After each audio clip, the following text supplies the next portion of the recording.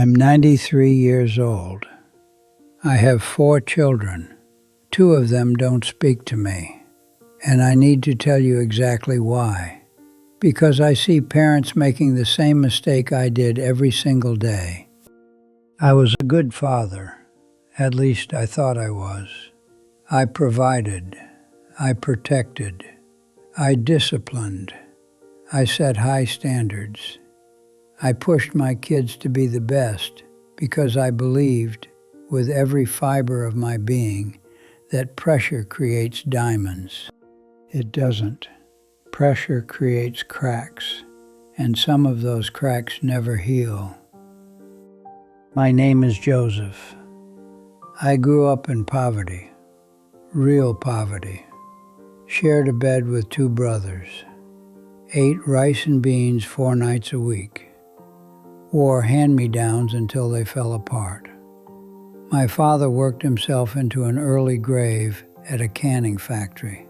So when I had my own kids, 2 boys, 2 girls, I swore they would have more. And they did.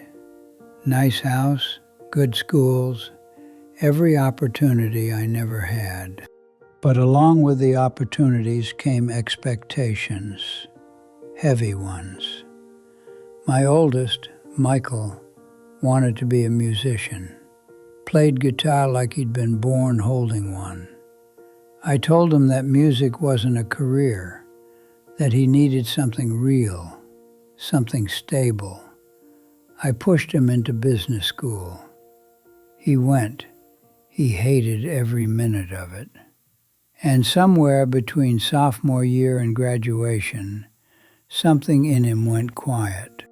He's 67 now. He's a retired bank manager.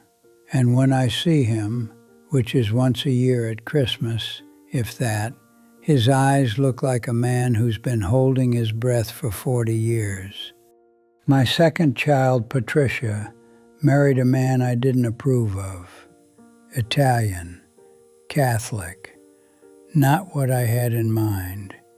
And I told her, directly, at the rehearsal dinner, in front of 40 people. I said things I cannot take back and have spent 30 years regretting. Patricia hasn't spoken to me since 1993. 30 years. 30 birthdays I wasn't invited to. 30 Christmases without her. 3 grandchildren I've never held. Because I thought I knew better. Because I confused control with love. Here's what nobody tells you about parenting. The things you do out of love can cause the deepest wounds, because your kid can't separate the pain from the person. When you criticize their dream, they don't hear, "I want better for you." They hear, "You're not enough." When you reject their choices, they don't hear, "I'm protecting you." They hear, "My approval is conditional."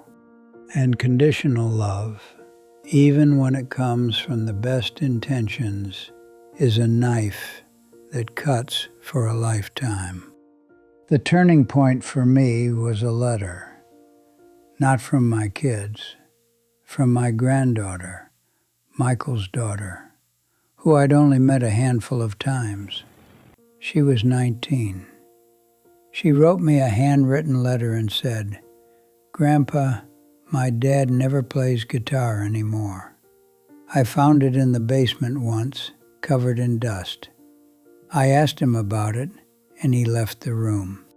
I read that letter sitting at my kitchen table, and I felt something collapse inside me. Not sadness, something worse, recognition. I recognized what I had done. I had taken a boy with music in his fingers and turned him into a man with dust on his dreams. Here is what your children actually need. And I'm telling you this as a man who got it catastrophically wrong. They don't need you to mold them. They need you to see them, the real them, not the version of them you designed in your head before they were born. They need to hear you say, "I'm proud of who you are." Not "I'm proud of what you've accomplished," who they are, not what they've done. They need your presence more than your provision.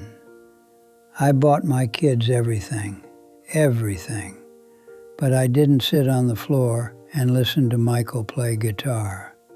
I didn't ask Patricia about her fiancé with curiosity instead of judgment. I was there, but I wasn't with them. And there's a difference that I would give everything I own to go back and understand. I'm 93. I wrote Michael a letter last year, told him I was sorry, told him he played guitar better than anyone I've ever heard. He called me. We talked for 11 minutes.